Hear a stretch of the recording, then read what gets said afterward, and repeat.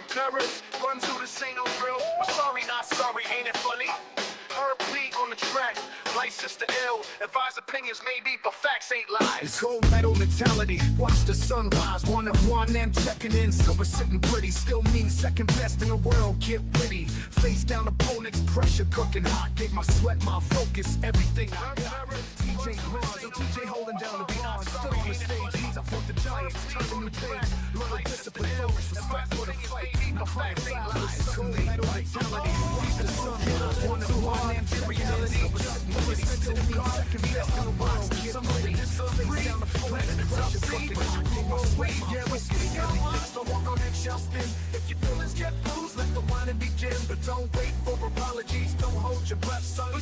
Back to the Warehouse 15. We are coming direct to you from Motel 8, where everything is $16 a night. $16 a night for a bed, $4 for breakfast, and the minimum wage is $1.50.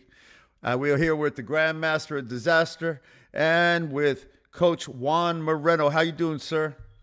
Man, I'm doing great. We've had a long couple of weeks. I've been here in North Carolina with Coach Jennings. We'll get into that a little bit, but yeah, you're absolutely right. I'm not actually at the Motel 8, but pretty darn close. and, and it's been I'm gonna just say interesting. Some of the things you've been talking about, Coach Perez, is kind of coming true. Kind of true. I've been, between my Uber rides in this place, I don't know, bro. I went to Ohio once and I stayed at a Motel 8 and they broke into my room and stole my passport. So yeah, I that was back when I was poorer than I am now. How you doing, Bronze TJ? I'm chilling. Just having, like I said, it's been a long week here. We did the Grand Prix challenge, and then a lot of the guys stayed over and been at this my gym for a training camp. A lot of good exchanging. Definitely one of the hottest places on earth with that many people in the room, but definitely some good work. But I'm good. How about you? Well, it's good. Well, I'm here. I was in Tennessee, and Tennessee is apparently the epicenter for thunderstorms and rain. And so my son's last game got canceled. But what a great soccer tournament it was, and watch some of the best in the country at this age could train and compete. And it just makes you wonder, how does a 17-year-old kid in Manchester get a $172 million contract, and our poor kids in the States here can't get a plane ticket or a bus ticket? But that's another story. But Tennessee was nice. I was hoping to get to North Carolina, but the Greyhound bus schedule was completely full. You lied to me. I just realized you lied to me. I was trying to get on that Greyhound, but I got down to the station and there was a rush to get to North Carolina for dentists and things of that nature. So, but we're back. No. Listen, I went to the little 7-Eleven or whatever it is right outside my hotel. Yo, no offense, but that lady had like 4 teeth and 2 were in her pocket. I was just like, damn it. It's true. It's true. It ain't true. I don't know where y'all hanging out at. Well, I don't know. I swear, bro. I gave Coach Moreno a bunch of hotels, and they decided to stay somewhere different. So that's a whole nother story. That's a whole nother story. But let's talk, man. Let's get. But is it true? Is it true that there is not a Motel 8, that it's a Motel 4 in North Carolina? Is that true? They can't afford a Motel 8. I can see in the background that's a high quality establishment you're in. Well, this is my office. This is my office. No, I'm not talking about you. I'm talking about Coach Moreno. Oh, I'm about to say you look like you're in a holding cell for ICE, but that's a different story. Yo, and you're wearing that Jamaican T-shirt. You better have your passport. This is a gift from my guy, dude. Tony. Appreciate you. If you're walking around North Carolina, do yourself a favor and keep your passport. Because if you're wearing that shirt, no sleeves, and that haircut, you're going to be on a plane to El Salvador. I don't want to watch you in the human centipede. We're not talking about haircut. That's a crazy statement, but I digress. I'm going to let it go. Look at that. Look at you. Don't be jelly, man. This is 65 years. This bad boy's still been growing. Look at this. That boy got some locks of hair. Goldilocks. All right, let's get on. I know we got a lot to talk about today. I heard there was some sort of small tournament event somewhere. I got to start with this because I'm young at the Grand Prix challenge. It was the first Grand Prix challenge of the year. It was in Charlotte, North Carolina, downtown at the convention center. It was so funny. Like, the first question I got was people like, No podcast this week. No podcast this Oh. week because, bro, I'm telling you, people, especially the Canadians, they love it. They're like, and then even here at this training camp, we'll talk about this later. A couple of the coaches like, no podcast, no podcast. I listen to it every Friday. It was so fun to hear. I had some guy come up to me. I think he talked to you too, TJ, and he was like, "Listen, I want to introduce." He was kind of like looking at me throughout the day. It was kind of, I was like, "Oh, do I know this guy?" Then he sat down next to me and he's like, "Hey, I just want to tell you, listen to your guys' podcast. We love it. Had some issues with certain people, blah blah blah."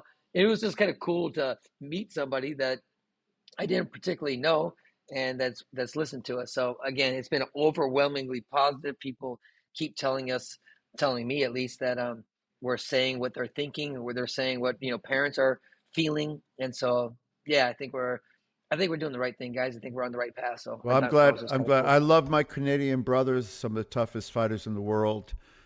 Just amazing individuals, and I'm glad that people are enjoying the TJ's half musings of Canadian. history. Which half? The sleeves or no sleeves? Definitely the no sleeves. Are you half Canadian? No, my wife's Oh, Canadian. okay. Yes. Oh, your Yeah, wife's my wife- Canadian. Yeah. So he's half. That's Probably half. half That makes Canadian. you half. Yeah. Probably You're like absorbing. You're 70%. absorbing. Nah, 70, 75. 75. No, but truthfully, from a Taekwondo standpoint, TJ has a connection because of through his wife, and we have a peak connection through Coach Park. So we've always had a pretty nice, I don't know, what do you call it, like a working relationship with the Canadian Taekwondo people, right, TJ? I mean, wouldn't you say? Yeah, I hang out with them all the time. I mean, like Yeah, she was on the Coach national team, Carlo. so yeah, most of the time I spent with them hanging out and kind of traveling the world, and they've always been super helpful and super friendly, allowing me to kind of be with the team and be a part of their training camps and their stuff. So yeah, they're good people, good guys. Well, I'm glad they've taken you in. It's important to be taken in when you're a little bit homeless, and I'm proud The Lost and Boys. happy. Well, I'm happy that you have a place to go in case it doesn't work out here. Jamaica, man. Were you on that bobsled team? But anyway, let's talk about the event a little bit. Oh, young. So this was like, I don't know, me and you kind of got into. We talked about because Dr. Kapner mentioned something, but I got to take you back to the first day, young. The first day. In the morning session, there was like 16 points scored out of all the matches. Like everything was like weird. Everyone's like, what's going on? People are, hitting hard, the normal stuff, and nothing's going up. If matches are 1-0 with a deduction, they weren't scoring punch. Oh, we got to talk about that punch thing too, TJ. And so there was no points. So I run into a guy, and I'm actually Herb. I run into a guy, and he pulls me. I said, "What's going on, man? The system, the Gen 3 is going." And he's like, "Supposedly they put it up. DADO put it up 30% of what it was supposed to be, and supposedly it was they made that call on their own. Some guy was like, "Oh, I don't like the way it looks," so they put it up, and I guess the WT people were like, "What?" And so then they said, "Okay, we're gonna put it back." So they put it back.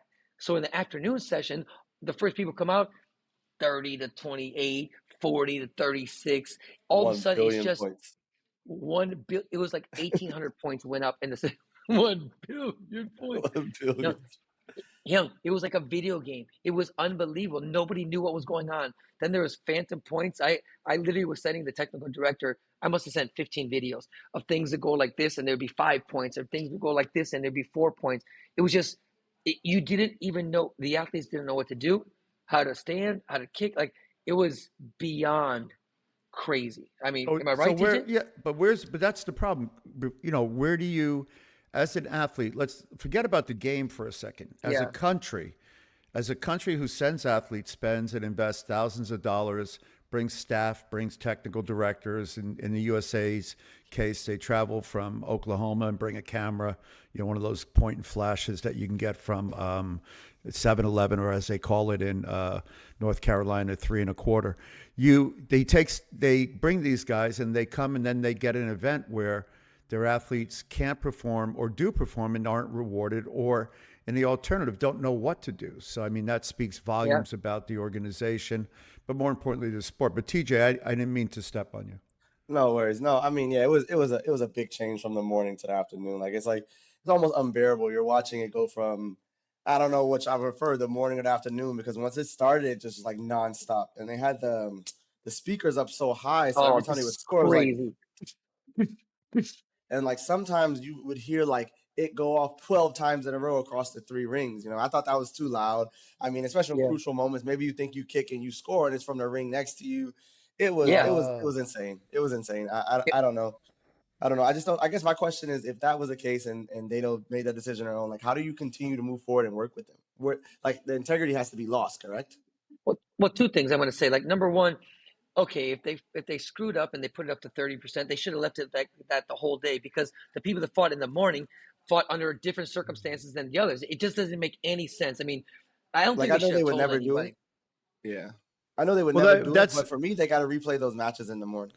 Like, the I problem is mean, everybody has all their national teams there, and some of them won, some yeah. of them lost. So they're not going to go back and run them again. But that's just, it's crazy. Well, at Yeah. the very least, you got to leave the playing field what it is. So, like, Well, that's what I thought. yeah, in soccer, they get a referee and they put him in the middle, and he's there for 90 minutes. They change the referee in the next game, but they don't change the referee in the half. No, They don't, because it's got to be the same. You got to know what your standard is. Now, I mean, we'll talk about the blame game in a minute, but here's a better question, or a good question, at least, not better, is in the morning when they pushed it up and there were only 16 points made, were the points valid points or were they mystery points? Were they based on you needed more Both. power?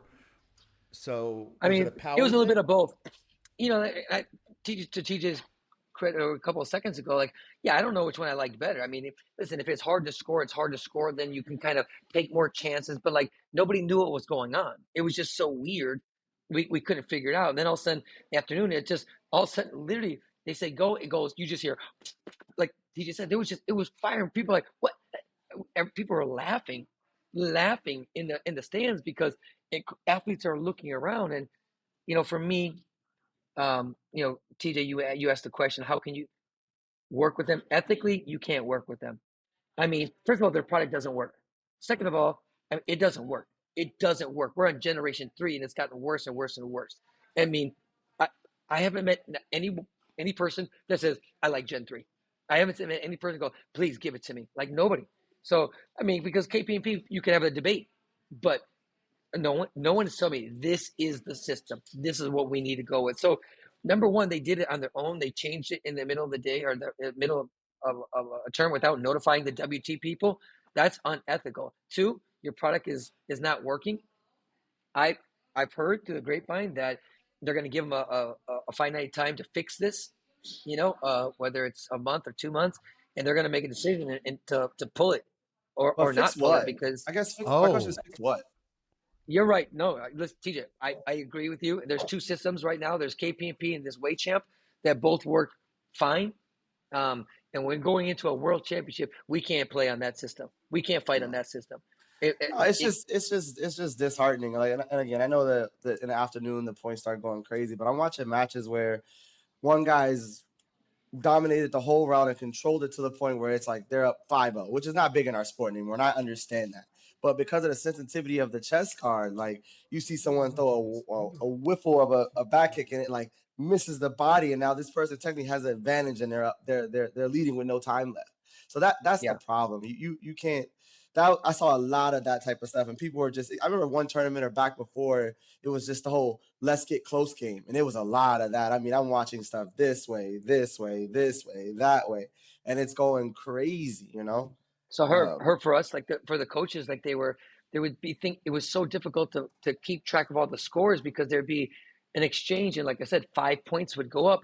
We were having a card to say technical error with phantom points because things were just flying past people, and 4 points would be up or 5 points, and it's 10-2, and all of a sudden it's 11-10 the other guy. Like, you don't even know what to ask the ref, or it was really, really bad.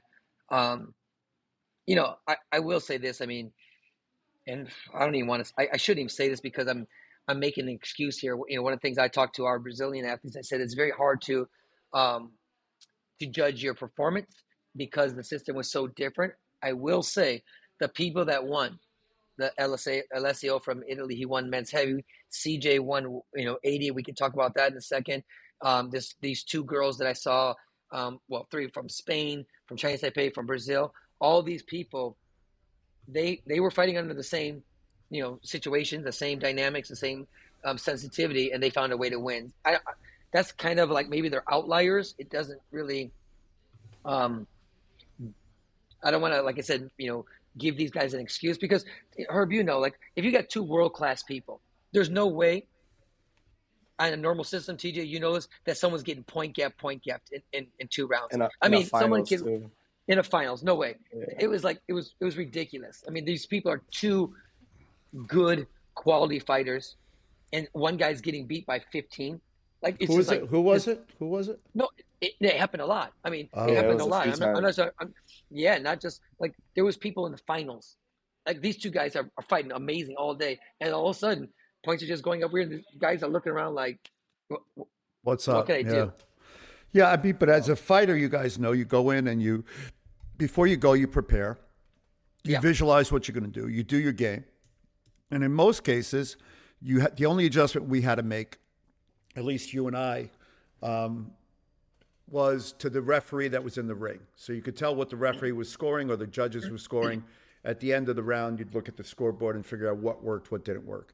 Now you have a situation where the athletes are trying to adjust to an electronic system, which takes a few minutes. And then that's the reason that you don't change it midstream, because they can look at matches and see what's working and then adjust after for their next match. Their first match, they're kind of at a disadvantage, especially when it's happening like, in the moment, right? So It's funny. They're talking about like some guy, a Canadian guy, took the socks and he put them like this, and it's like it picked it up. The magnets were so strong. There's more magnets in this new Gen 3 sock, but they're so strong that you can hold them together and they stick. I mean, it was, Oh, it was really? crazy stuff. The Gen 2 socks, the Gen 1 socks never did that because they're always in the same bag. They fall out and everything. I watch Mark kind of go like this, and it picks up the other sock. So I don't know if it was a oversight. I don't know if they changed the manufacturers they work with to get the magnets or what case. So not only did they add more magnets, they added stronger magnets.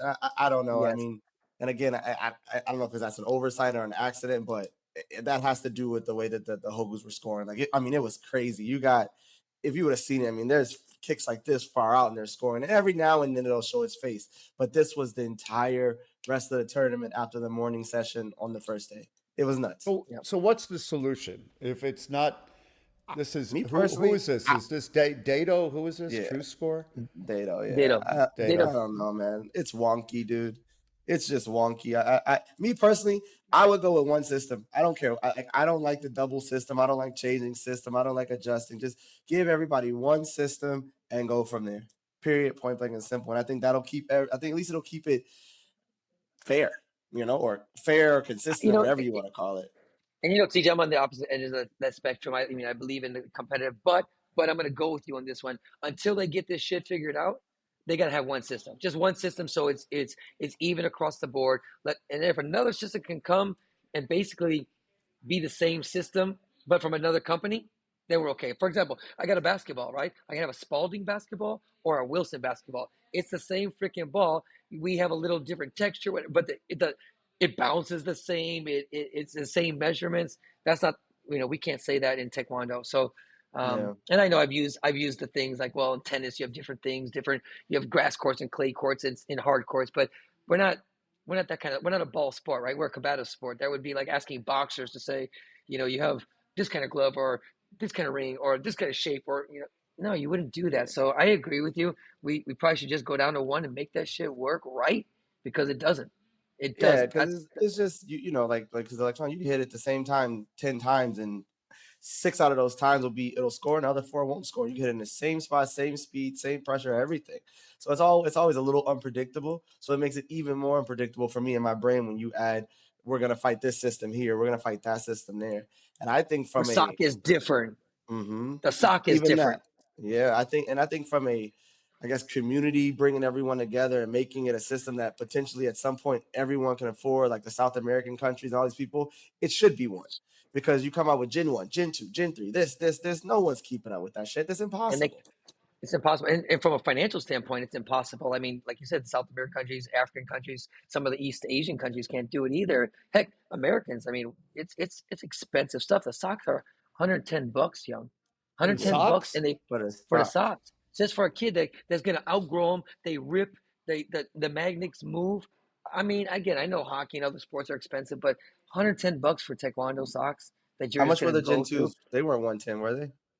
I don't Mm. remember. Yeah, but I 110 is got a crazy. question. I got a technical question because remember when we went from Gen 1 to Gen 2, sometimes you'd be fighting on Gen 1 system and people said you can't use Gen 2 socks because they score too much. So Gen 3 socks, people that bought them, what happens if I go to the next tournament? I'm wearing Gen 3 socks that have more magnets, stronger magnets, fighting on a Gen 2 system at a domestic tournament. They made me take it off. One of my kids one of my kids ended up with a pair of Gen 3 socks. And we got to the competition, they made her take them off. They wouldn't let her wear Okay. the Gen 3 with the Gen 2. So they shouldn't. I mean, to be Yeah. honest with you. With those things, for sure, you will want to. Yeah, for sure. In comparison to So the other 100 person points. wearing Gen 2, you would score again 1 billion points compared to them. So TJ, what did you think? I mean, the tournament was a mess. I mean, obviously the results were pretty interesting. I mean, at Korea had a couple medals. Um, Italy had a couple medals. Spain had a couple medals. Kazakhstan had a couple medals. United States had 3 medals. I mean, listen, CJ was good. I mean, he fought strong. He had big leads early. His final was close with the Korean guy. I think on regular Hogus is a different fight, but um, he was good. I mean, I have to say, like he watched the first day and he made some adjustments. He fought from a lot longer, used a lot of different angles. He relied on his big kicks. His 4-point kicks and stuff. So And I mean, I double can't kick take it. stuff was a lot of double kick stuff was almost great in this situation because we were talking about like once it opens and you're putting 2 and 3 together before the person's putting their foot down, like it'll score. On that system, you're gonna score every single time almost. So Yeah, yeah, I yeah. think he fought great. I mean, and he fought great and he fought some people and he kind of showed a difference between those people. Like you said, the final was close, but still he's scoring and pushing the action. I mean, he definitely did a great job on Well, Saturday, I'd was it? say the first match of the day, he fought this Russian kid, and this Russian kid came out 8-0. I'm like, because these guys know how to score. The problem was that system was so light, like you said, TJ. It let people back in the match, and then CJ's physicality kind of overran the kid. But the kid was, I mean, I would be really interested to watch that match on KPMP. But again, we can say that about a lot of things. But I mean, I can throw some critiques out there, and I can give credit where credit's due. And CJ was good. He fought well. The other 2 Americans, Christina Ticho, she made weight, which I was really shocked. And she gutted through some matches that she lost the first rounds, and somehow she got through, and she ended up losing in the semifinal. And got a bronze medal. She because they fought for this one, Young. If you got to the semifinal, the 2 semifinal losers had to fight off for the bronze. So Uh, she came back and had a close match, and she same thing, very tight, 3 rounds, and beat the Croatian girl. So that was good for her. And Faith Dillon, the 57 girl, she lost to our girl from Brazil in the semifinal. Our girl won gold medal on the first day, but Faith was pretty solid. I think uh, she had a She's good always event, for and me. She's so always well put together. She goes out and she kind of puts the game together and does what she has to do most of the time. So she definitely had a good day as and well. I think she's probably one of the few athletes that are very even keeled. Like she doesn't have too many highs and too many lows. I mean, she's pretty solid. Even when she loses, you don't see her lose by a lot. You don't see her getting overwhelmed too much. It's just the female scored more points. Where with CJ and Christina, you see some big dips and valleys, some greatness, but some other things that were weird. But Young, there was this Russian little girl 49 kilos. 49 kilos. So let's just say height equivalency. Let's say I'm an average 49 kilos. This girl, I'm not lying, was this little. And at mm, every match, she was like this much shorter people, but she was like, she could defend. She could kick. She was side kicking these chicks in the face. Like nobody understood what she was doing. And for a little person, she could get her leg over their leg with a front leg axe kick. Normally, what happens is when people throw that front leg axe kick, someone picks their leg up underneath it in defense, and it usually knocks the smaller person over. You get a deduction. The other person gets a point. No, she was so strong. Like she would get there, she could keep her balance. She lost a close semifinal fight and then ended up getting a bronze. But she was awesome to watch. It was uh, like a win for the small people. It was pretty yeah. pretty impressive. Pretty I think that's impressive. all. I think that's always. There was a kid out of Korea. His name was Hamjun, and he had one tournament. I think he went to the. He was from Chede, and I remember watching him train, and he was tiny. I mean, he was compared to the Myung Shik and those guys. Yu Myung Shik and these guys were all like your size, almost 6 foot. This kid had to be 5'2", 5'3", but he was such a unique athlete in that he understood how to use his smallness, his compactness, first of all, for low center of gravity. Second of all, for understanding how to get under people. And third, for just being, to be honest, smaller people are just faster. Like they have less distance to travel from their leg to the target. They're just faster, and their twitch is usually better depending on the smaller athletes. So I always like to watch those games because, I was a smaller middleweight. I wasn't a tall middleweight, and I was fighting gigantic, 7 foot, 6'3", 6'5" Chinese guys. Taipei showed up with a lot of little heavyweights. Did you see that? I know the one kid went Yeah. from 68 to 80, and now he's plus 80, but both of them were little. Oh, Well, really? that dude was 58 at one point, early on.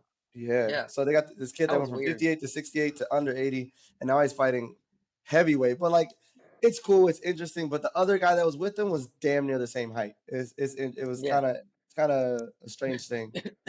And then their little people were tall and skinny. Yeah, right. Yeah, I know. And I got a question before we go. What do you think about this new Gamjan thing? This one where if you get to the ring late, they give you a Gamjan, and now, like, isn't that just silly? Like, aren't we going too far at this point? Young, so they made this new rule that, like, if you're not in the ring when the time ends, then they can give you a Gamjan. First of all, it's subjective because they only gave one. All right. But it's kind of like, listen, I kind of get it if people are sitting in the chair for extra 20, 30 seconds. But like, think about time breaks. You got to walk to your corner and sit down. I'm going to say it takes 2 seconds, 3 seconds. All right. And I think we should get the athletes should get the whole minute.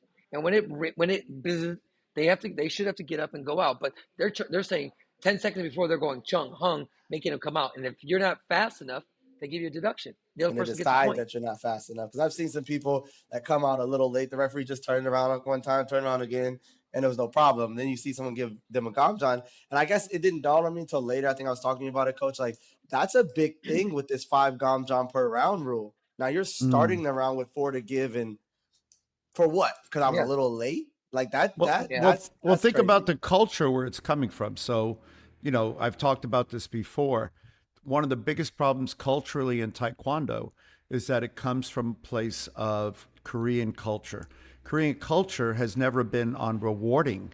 It's been on punishing. So when you look at the games they play and everything else, they spend a whole lot of time designing systems and point scoring for negative behavior. So they don't figure out how to score points. They're teaching the referees everything they don't want them to do. They think the difference to fixing something is to spend time on what's not working. So you give warnings for falling, warnings for grabbing, warnings for being late to the ring. I mean, is this really the biggest problem in Taekwondo? And right. I've talked about this in basketball. Basketball, when you want to see better behavior, you reward it. You want to see less people under the basket, you create the 3-point. That's it.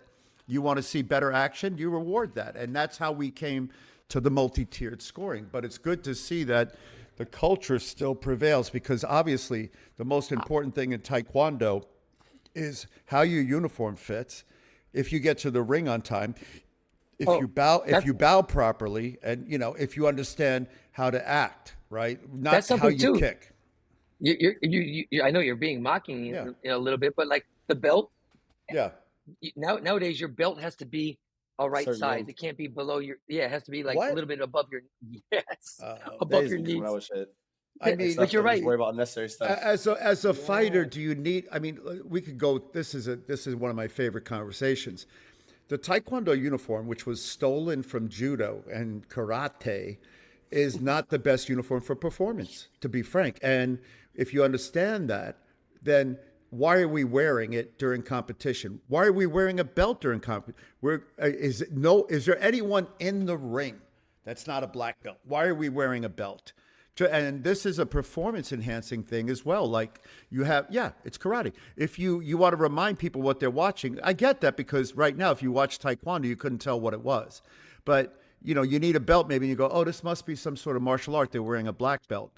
Well, it doesn't look like a martial art, but they're wearing a black belt, so it must be a martial art. Is it karate? No, it's not judo, because it's not jujitsu, because nobody's getting hurt. Oh, it must be that sissy fighting called Olympic Taekwondo. Oh, yeah. Let me watch this for 2 seconds before I can Hey, you missed a change lot to of stuff in something this more. gym this Hold on a weekend. second. Let me change. Let me watch it for a few seconds because I can go then watch something more interesting like curling, or or somebody cutting their lawn or grass growing in my backyard. But anyway, it's been a minute or two before I How got about this? on that.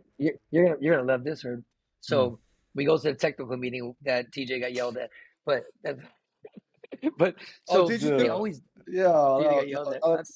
I love You're Mr. Jamaica. You sit I know, down bro. and don't speak anymore. I know. Almost. Where is your jacket and tie? And You know why what you makes come me here? you know what makes me Where's the mad about that? coach? You an athlete with that haircut? You must be an athlete. Oh, This you guy not ain't even athlete. Korean. Where? Let me He see ain't your even Korean. credential. What? He ain't He even wasn't Korean. He's not Korean? even Was no, it hell no. Philippe? Was it Nah. Philippe? Was it Philippe Bordeaux, the Bordeaux wine guy, I the dumbest guy in Taekwondo? No, Or was next to his friend Jay Warwick, the second dumbest? no. yeah, no, That, no, that, but you Oh, talk about did I say both of those things out loud? I saw those two so clowns sitting next to each other at the technical meeting. Jay just happy to be there, so he oh doesn't have to be at home. oh And okay. Philippe hasn't found a plane ticket yet that he doesn't like. You know, I Oh, don't. He doesn't must oh, not like French food. But go ahead. that's funny. Oh, let me go. I'm gonna go now. I gotta go back. So we go to the technical meeting, and of course, everybody kind of they get introduced, and they all say a few things, and like it's so funny because I mean, no offense, but like if you'd have seen the crowd when Mr. Warwick was speaking, like he's making jokes about um one of the vice chair of the technical director is lady, and now she just got named to the games committee chair for the Olympics. So she's gonna basically do all stuff. And he's introducing her, and he's like, so she won't be having to buy her own beer today because I'm sure a lot of people will be buying her beers, so they can it was just so often, and like everyone's like this, like nobody was like like Yeah, it was like he was talking to the good old boys club, but nobody understood it. Like it yeah. was so like offhanded, it was just weird. But Well, anyway, so we're talking about the rules, and they always start with like there are no new rules because we had heard that there's new rules. There's no new rules. It's just our interpretation. So fast forward to they're talking about punching Young, and they said there's no punch with the front hand that they'll score. And so we're like, so I said, I was like, I don't really understand. Like, look at first of all, I think people they have to learn how to score a punch, but why if I can punch with the backhand and I can kick with the back leg and kick with the front leg, why can't I punch with the front hand? Now, if you don't want to score it, that's fine. But they're like, oh, we never score punch with the front hand. Where everyone in the place goes like, what? yeah, like What? I never mean, ever. they scored like people are freaking out. I'm like, everyone's sitting there going, what? So they said that you can't punch with the front hand anymore. They won't score it. And then they're like, can you punch with it? Like, are you And going to then get a not score. warning if you punch for it? No. no, You won't get a no. deduction, but they're not supposed to score a front hand punch. So Can my I tell you? question, Can I tell you something? If I punch you with my front hand, you'll pray to baby Jesus that I punched you with my backhand. If you hit somebody properly with a front hand, as you guys both know, it's worse because you're catching somebody in mid technique usually, and the power and the impact of it. You'd pray that somebody hit me with their so backhand. But just the fact that they said we're not We don't score it scoring. anyway. Yeah, yeah. Again, shut your mouth and let people punch with the front hand. Just don't score it. But they Yeah. right. told us it's not a scoring technique. I'm like, well, why is a front leg kicking then? Why can't I kick with a front leg? Tell me I can't kick with a front leg. It's not a scoring technique. It doesn't have enough power. I mean, it was just such an absurd thing. I mean, they have this rule that you can only so you can do 3 kicks in the air. You can do 3 kicks on the body without putting it down. You do 4, you get a deduction. But if I have a card, and let's say I go like this, pap, pap, pap, okay, 3, that should be 9 points. And I can video replay it, but I can only ask for 2. So I was like, I go, can I kick for 3? They're like, yes. I'm like, so if I kick you in the face 3 times, why can't I ask for those 3 points, which would be 9? They're like, I was like, it's a good one. I'm like, good one? It should be obvious. Like it's not That made no illegal. sense. Even with the front hand punch thing, my question Uh, was, so you're telling us, the coaches, that you're not going to score front hand punches, and the referees aren't supposed to score front hand punches. And Oh yes. my question was, all right, we're in the finals, we're in the quarterfinals, whatever round. And at the end of the round, some guy goes front hand punch, and they're tied 8-8, and this front hand punch makes it 9-8. Can I, as a coach, can I card and be like, hey, they shouldn't score? Then the answer to my question was no. So I'm going, wait, so you just said we can't score front hand punches. You're not going to score them, but someone could win a match by doing something you said you're not going to score, and I can't do anything about it. And it was, oh, well, there's some things we can't do with the card. I'm like, well, that's dumb, because we already interject with punches. You know what I mean? Is that when you got yelled at? Yeah, I was told. Before that, a little bit after before, that, why do you always talk when people are talking? And I'm like, I look and I was like, this is the first time I've said anything. And when I say anything, I've said through so many technical meetings. I mean, so many technical meetings. I've just sat in the back. I've never said anything. I've been respectful. I know my goddamn mouth. And I say things. He looks at me and goes, why do you like to talk when people are talking? Who was it? Lost my mind. What's his name? Who was the guy? What's his name, Coach? Mohammed Shaban. He's the technical. I wanted chair. to lose my mind. I'm just like, dude.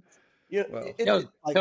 So what happened was the room was starting to get a little crazy, and this one Russian kid was like, and the guy's like, hey, let everyone. And so also we start getting in again. Other people are kind of talking. Everybody is talking shit. And so TJ goes, but I can't. But if the guy's like. He's like, and I TJ's behind me. I just feel TJ's rage going on. I know he's so pissed because I was like, bro, that's it's why, gotta be wild. man. It's either that or the fact that maybe he views me as a younger coach. You are the only time he sees people in his country that look like you, they're serving him tea. Let me be clear.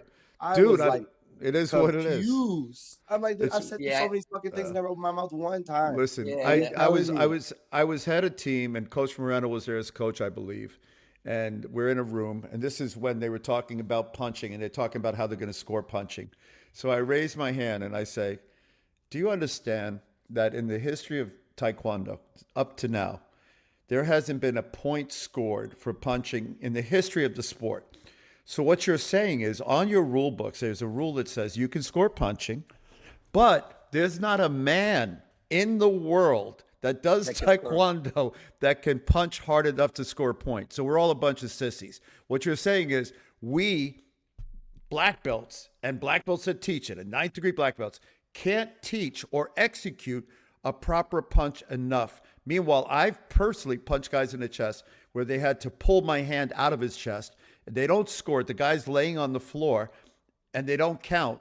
He can't breathe, but that's not a point. Well, so punching has become a big part of the sport. Unfortunately, bad punches. Oh yeah. So they're not punches. So we go to this tournament. Guys, they're bitch slaps. They're bitch slaps. No, some of them are good. It's not that. Some of them punch people. Some of them are pretty heavy landed punches, but it's so subjective. They don't score anything. Yeah. And then it's crazy because then you get to the semis and the finals where everybody's watching one ring and the crowds are louder, and now all of a sudden we're scoring punches. You know what I mean? And these are dictating the fight. And to TJ's point, sure as shit, CJ's fighting in the final with the Korea, and the guy comes in, front hand punch, point. So I said that to the technical director. I'm like, no front hand punches. So just craziness on that. And it's just the fact they say in the meeting, like, our referees would never score a front hand punch. Never. Yeah. They have never and will never. It's crazy. It's crazy. Yeah. It's a silly thing. It's a silly thing. Yeah. Overall, there was some good young people there, that came out that, we didn't. That's what these Grand Prix challenges are supposed to be for.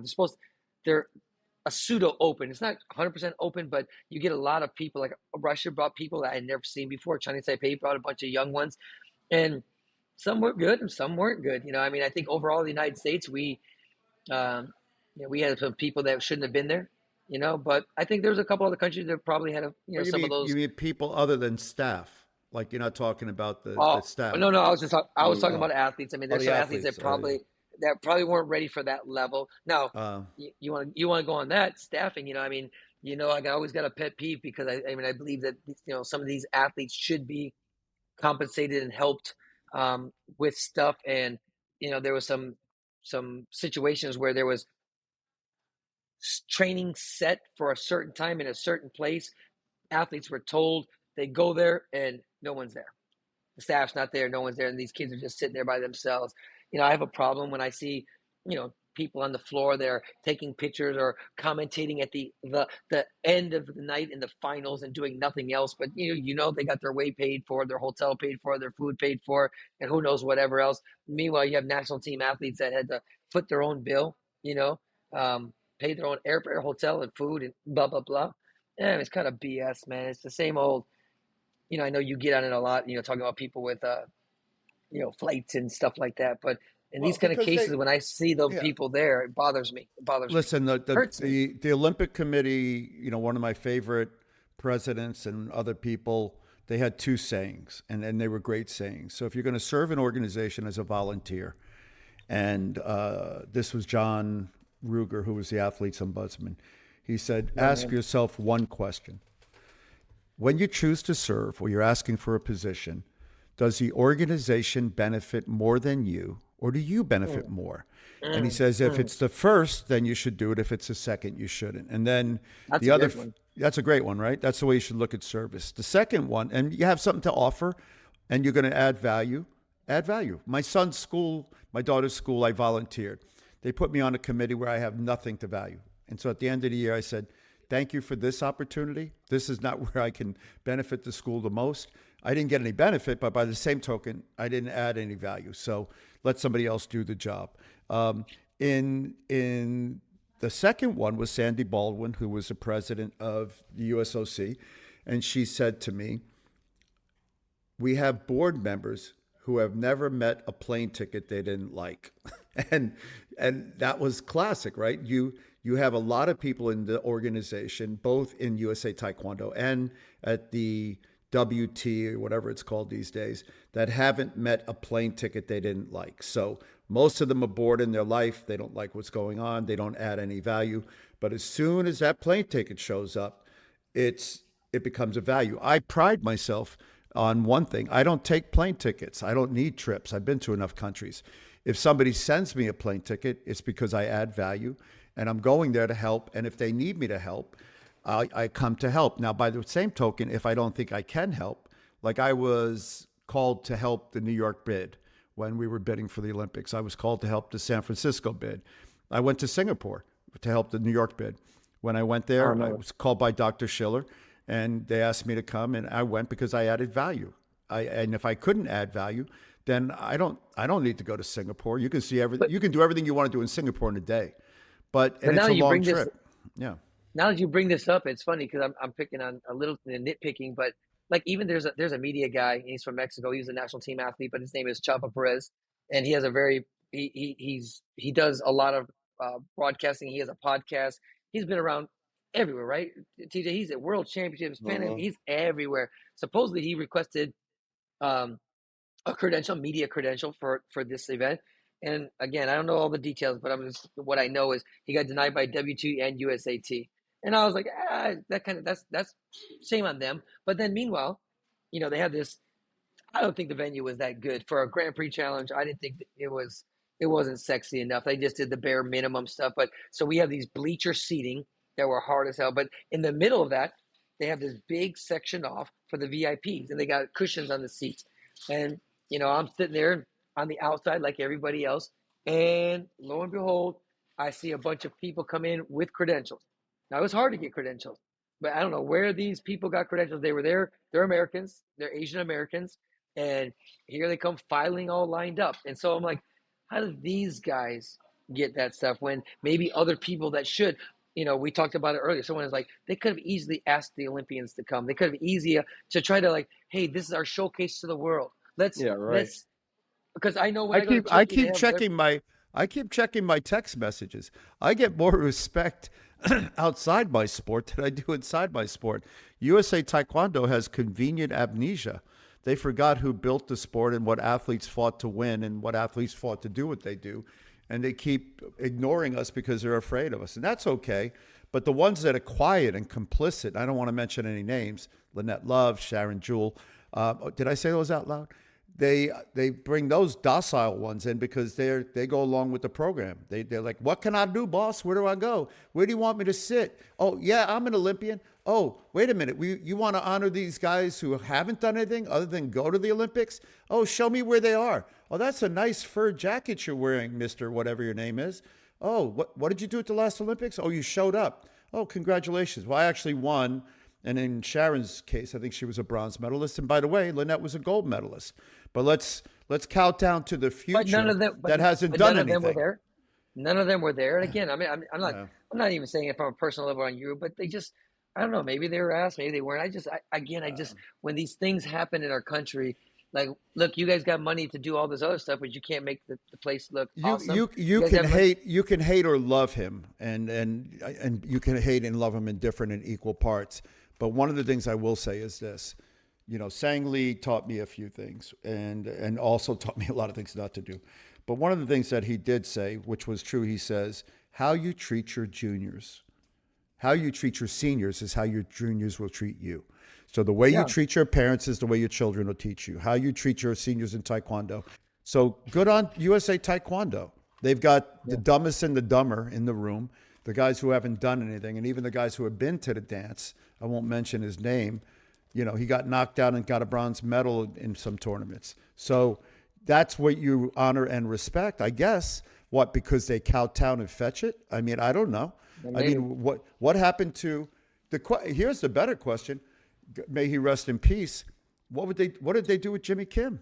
Now, they loved Jimmy. There wasn't a person in the world who didn't love Jimmy, except USA Taekwondo. Jimmy Kim was loved by all. Jimmy Kim, great athlete. Jimmy Kim, gold medalist. Jimmy Kim, successful heavyweight, most successful heavyweight. What did they do with Jimmy? So why would we expect anything different from us? Yeah. So it is. And let me say it now so it's been said. A lot of times in life, the people who exclude you from the room exclude you to cast shade, because they know if you come in, you're going to diminish their value.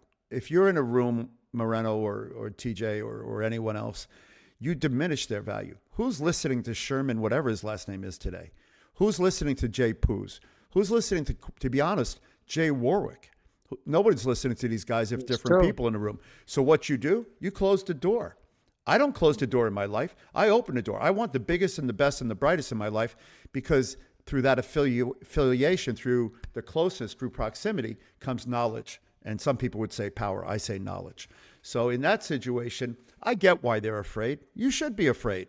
You're dumber than a rock. You should be afraid. You've messed up the sport. Be afraid. But that's up to you. Your loss. What was the last Olympic tournament results? How's that going for you? So, keep doing what you're doing, because you're perfectly engineered for the lack of success you're currently experiencing. CJ, did you see that clip of that Korean kid, 58 Korean kid fight with the Turkish kid? What did you think about that? I don't. First of all, I don't like how everybody is hyping it up. Like, I think it's a little silly and it's a little overdrawn. But also, if you watch the video, this it was a Turkish kid, right? It was Turkey. Yeah. This Yeah. kid, like, again, it's going on. Something's happening. He's trying to point across the room to tell the referee to stop. The referee doesn't stop. They go out of the ring. He kind of throws one more kick and, like, hits him in the butt. But if you watch the video, when the Korean boy turns around, he puts his hand up like, oh, my bad. Watch the video. Yeah. He tries to, I like, saw. diffuse the situation. And then this kid goes on to score a bunch of points, blah, blah, blah, blah, blah, blah, blah. Who cares? The kid's great. The kid's good. You know what I mean? He scores a bunch of – he's a world champion. He scores a bunch of body points, And it was like, oh, this other kid's so disrespectful, yada, yada, yada. And I'm going – my problem with that is, I'm going to say if the roles were reversed and it was you switched it around, it'd be like, oh, this kid was trying to be respectful. He didn't see him say this, blah, blah, blah. But, like, it's a fighting sport. Let them do what they got to do, but don't, like, say, like, this kid's disrespectful. No.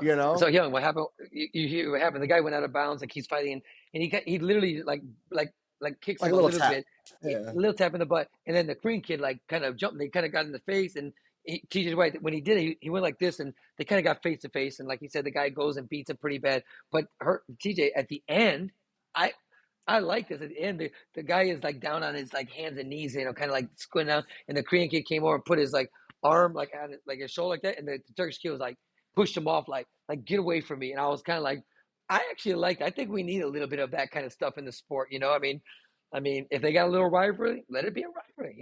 Let them go and duke it out. But like the Turkish kid didn't want any part of it. Like after he just got whooped, this guy coming over like to kind of big boy him like, hey, good, it was okay. And he was like, man, get off me. And I was like, oh, So he Yeah, kind of kept it going, afterwards. But I thought that was pretty funny.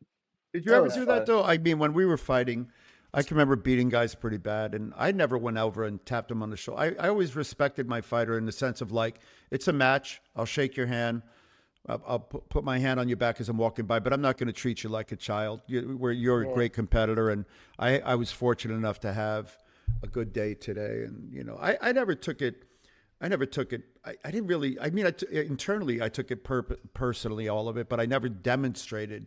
You'd be Yeah. hard pressed to find a match, and you watch me fight, where I I did. celebrated or I complained. I didn't really do anything. I just let the ref be the match, and that was something I learned from Yeah. Sifu Vizio. From all that talking you do now, it's true. You Yeah. did. You no. I mean, I could say that when you won, you were like going like this, and when you No. lost, you just, And I know you had some. I know you had some people you didn't like, and so now Oh that yeah. you say that, you saved up all that energy to talk now. Yep. Yeah. Oh yeah. And now that's why I'm talking. Back then, I would just bow, leave the ring, come in, go out, and people mistook that. They're like, "Man, he's really mean." I'm like, "No, Yeah. I got business That was to do, also man." that was a I lot, got, but you know what? Truth to be told, not many people did kind of crazy cheers and stuff like that. Everyone's a little bit more stoic. There wasn't too many I people think jumping around. so. Yeah, I think so. I think there were a handful of. I think it started to change, like guys celebrating. Like, well, I didn't even do that. Like, you'd see guys celebrate points, right? They'd raise their hand when they Mhm. scored. I never did that even. I just fought. I was like too Mhm. busy fighting to like do all of that. And I'm not saying that's good or bad. I'm just like, it Yeah, just wasn't my, you know, yeah, I mean, my son's kind of like that when he plays soccer. He scores a goal, he just walks out, he just goes back to the line, right? Doesn't run over yeah. and Michael, slide, doesn't do the Michael. dance, whatever. So, Yeah. TJ, let's talk about a little bit about the camp that we're having right now.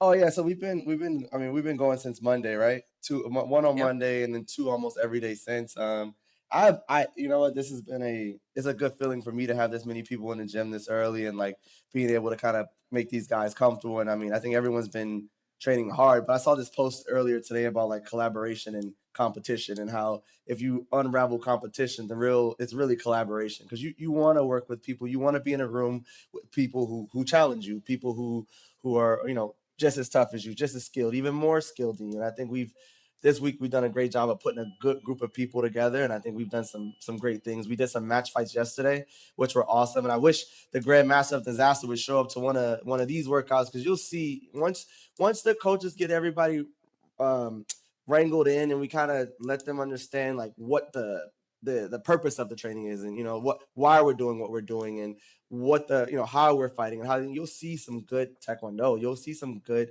work, you'll see some energy, So it's been a good time for me. my email address for the tickets, for the plane Oh, tickets yeah, that's are, good. yeah. I remember that thing I said about tickets.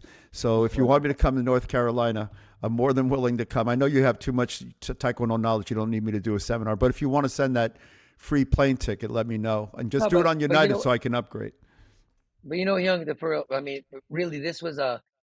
So, I mean, it started. I kind of coordinated it. Of course, TJ was able to host it, but like it started with Brazil's. They were like, "Hey, we're going to be here. Can we stay for a camp?" And so when TJ's business came together, it was like kind of like a perfect storm. And then we literally handpicked people to come. And you know what? I mean, talk about collaboration. Last night when I was coming home with the guys, we went and had some Korean food, and I said, I go, there's got to be a way to do this more often. I mean, the coaches are all hands on. We're all there. No one's talking over anybody. The athletes are all like.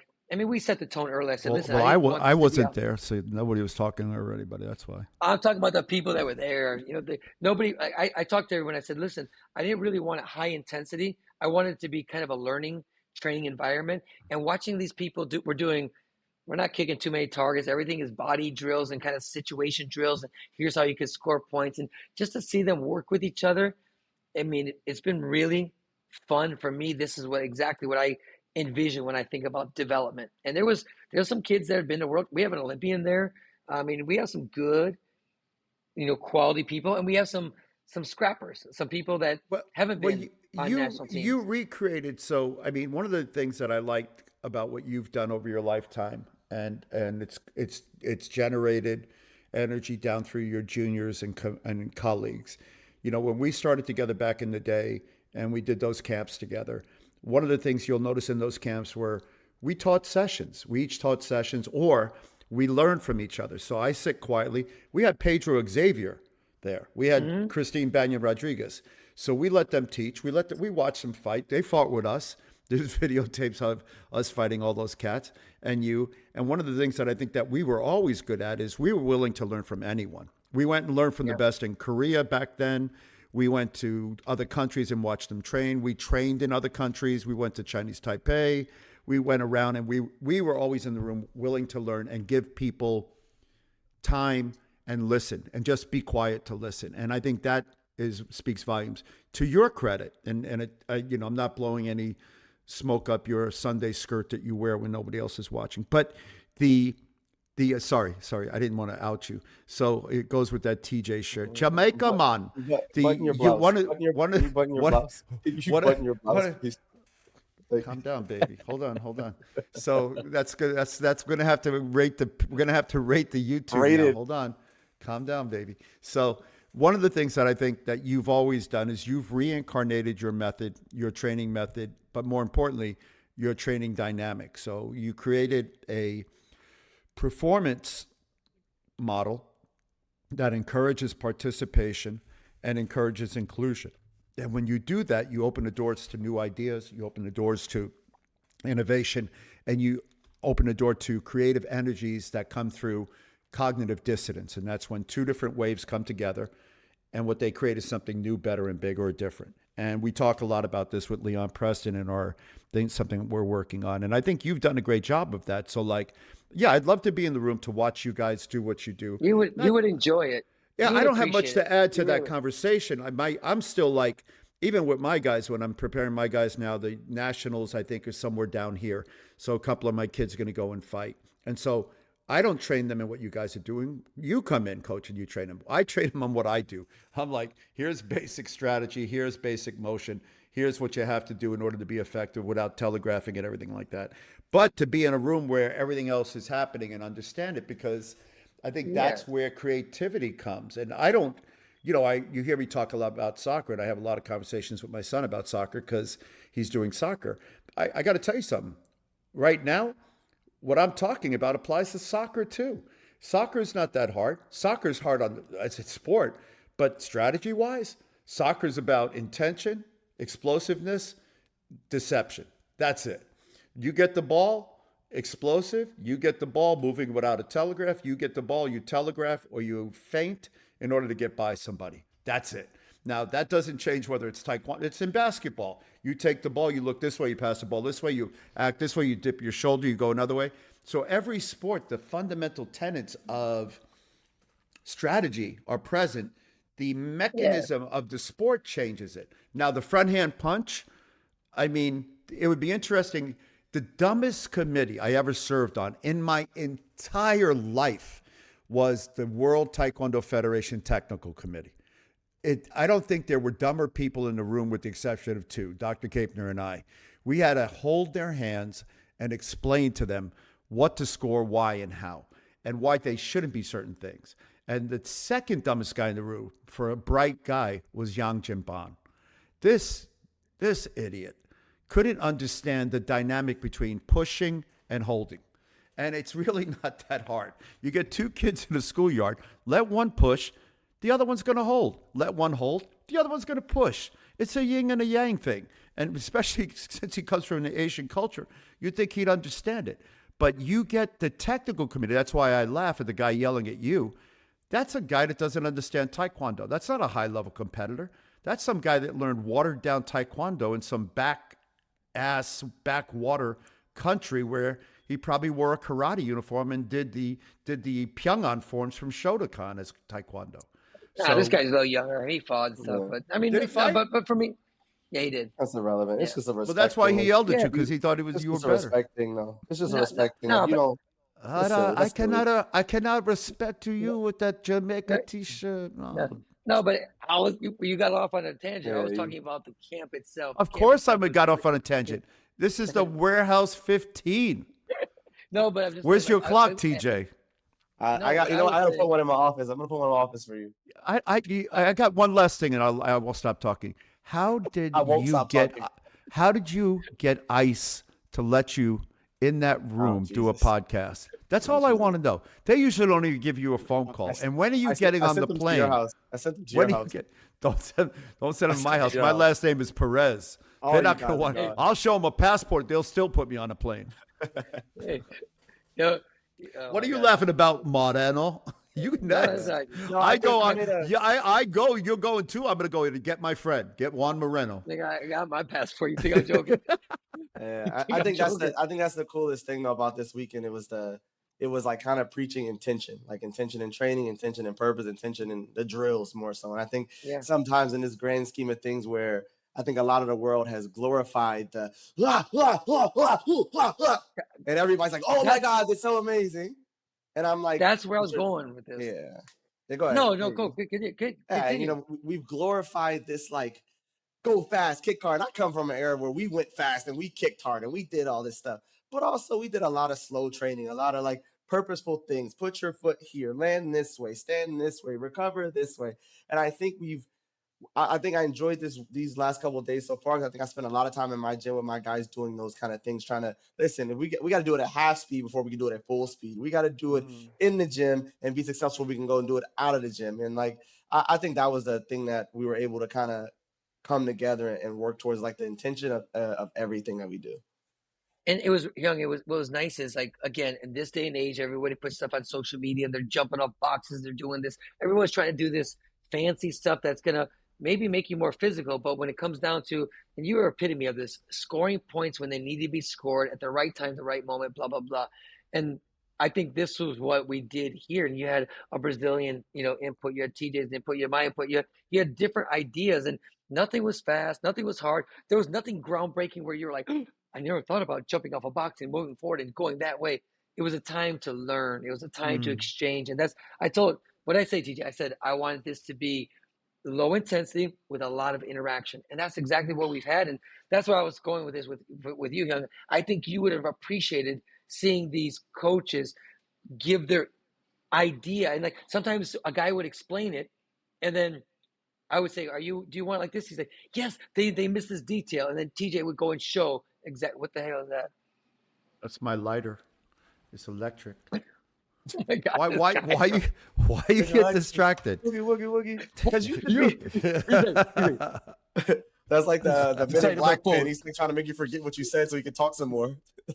No, I appreciate. I'm hearing what he's saying. I'm not. Listen, I just said it was a great camp. We had, hey, and guess what? Oh my God.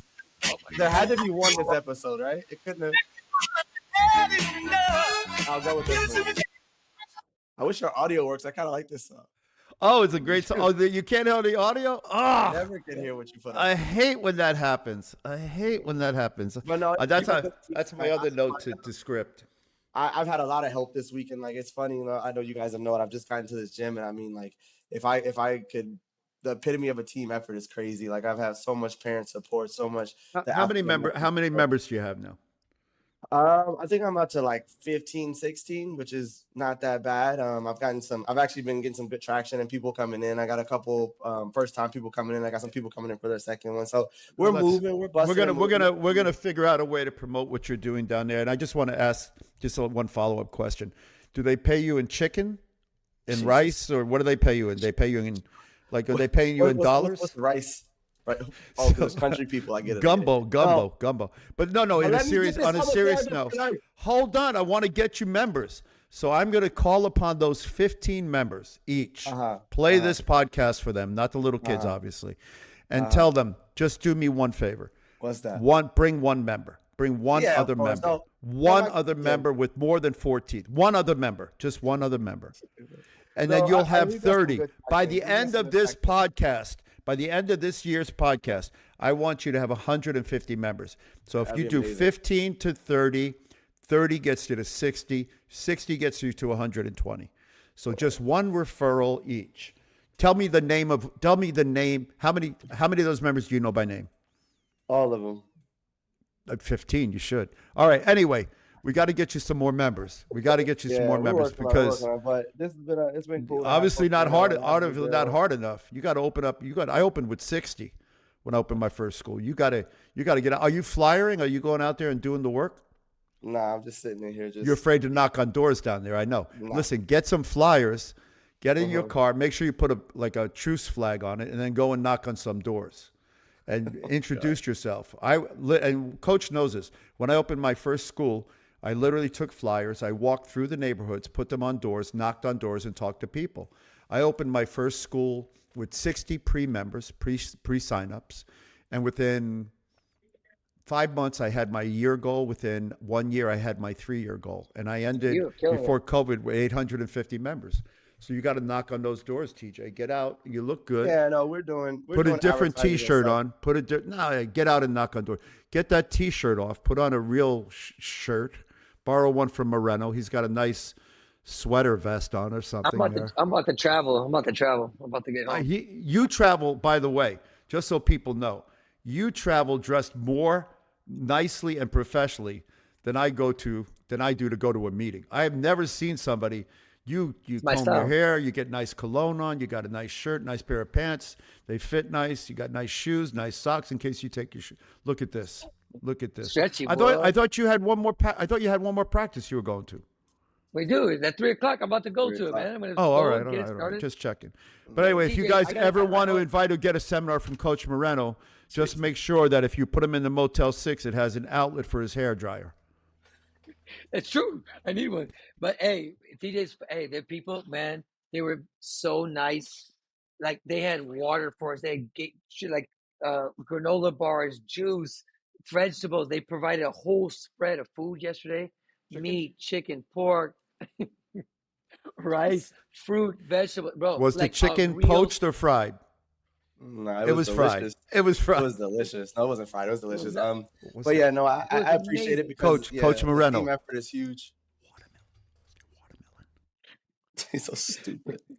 It was great. I'm gonna be nice, and you're like trying to be. He won't let me. He won't let me just be nice. I can't just be nice. Man. I'm gonna end it with this. That I appreciate the collaboration from obviously my home parents and my home guys I work with. I appreciate the collaboration from all the other coaches. The willingness to stay here and work and allow us to work with their athletes. I mean, it makes me excited and excited for the future. And hopefully, I'll live up to this guy's legend. I'll have like 9,000 members in a year. Perez, you should be happy, bro. You should be happy. What are you talking? I am happy. No, you're not. We helped your people, man. We even have the Puerto Ricans here, man. Got 2 coaches, their national team. Man, we're treating them good, man. You're over there talking shit, man. I didn't talk anything about Puerto Rico. Listen, you got to set them free. Set my Boricua brothers free. So right now, I went to a soccer thing. Otherwise, I was supposed to play in the Cuban Kitchen, that restaurant I took you to. And I was supposed to play Cuban music. So I'm working on a trio, trying to find somebody, a man or a woman, who can sing traditional Cuban or Puerto Rican songs, so Spanish songs. I'm going to play guitar, and I'm going to get a conga player, and we're going to do this at the Cuban Kitchen. So it's going to be, you guys can see me, a little of my ethnic background coming out. And then I'm going to invite TJ with his Jamaican shirt. I'm not sure. So, I've never been hated on so much. This guy loves me every time. I love that. I love that. If my arms in my sleeves, or my arms out. If my wall is blank, I got Moreno had a mission that he did not accomplish. Moreno had a mission, and apparently either he accomplished it because there's nothing behind you, or he didn't. He had a mission. He gave me Mission Impossible if I chose to accept. He's gonna try to steal my pictures. He wanted me. I was like, I was gonna go and take a picture. If we went to, I thought we were gonna have dinner at your house for some reason. But I was gonna go in their room and take a picture of myself like that and send it to Herb. And he's like, "Oh man." Now you know where you stand with TJ. There are no Mexicans invited to his house. I can't. You've been to my house. You've been to my house. 60, just one. You don't have to take them all. You guys could have snuck out the back. When I gotta go, so I sneak out the back. But just two things left before we go. One, don't order sushi or fish in a country or in a place where they don't have an ocean next to you. So if there's not a beach, don't order fish. Number two, in Colorado. I don't know why you guys would think you could buy Korean food in North Carolina. So There's some decent spots. It wasn't that great, though. I ain't gonna lie to you. The bulgogi wasn't so No, good. It was mid, it wasn't mid good. at best. It was one of those. I don't know how to pronounce, like, nouveau Korean place. Like they had like, bro. So you know The the oh my fusion, whatever you want to call it. no, what is it called? The pancake. it's Pajeon. Pajeon. Yeah. Pajeon. Haemu So they had the Pajeon. pajeon. Yeah. Yeah, they had the pajeon come out. It was a waffle. What? It was a real legit waffle. Somebody should slap that Ajima right in the head. You can't bake a waffle pajeon. You got to kidding me. It tasted the same, but it tasted the same, but it looked like a damn waffle. I was like, what is this? My Korean ancestors are turning in their grave. I know you guys don't know that I'm part Korean, but that's You are? You didn't know that? No, of course not. No. People used to think so. I They know. thought something about my eyes. The guy Jay Warwick asked me that. He said, "Are you part Korean?" I'm like, "What? Which part of Perez would give you that idea?" But I listen. I got to give Jay one thing. He did teach me something about Taekwondo. He said, when I first made the team, he said most people watch Taekwondo. This was a Jay thing.